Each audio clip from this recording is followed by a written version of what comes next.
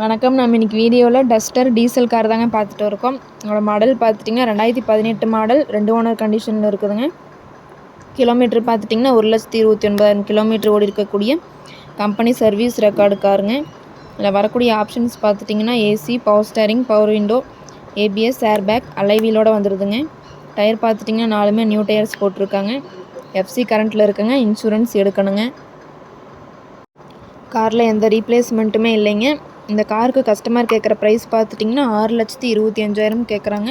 நேரில் வாங்க, ஒரு சின்ன வித்தியாசத்தில் பண்ணிக்கலாம். இந்த கார் எங்கே அமைஞ்சிருக்குன்னு பார்த்தீங்கன்னா ஈரோட்டில் அமைஞ்சிருக்குங்க.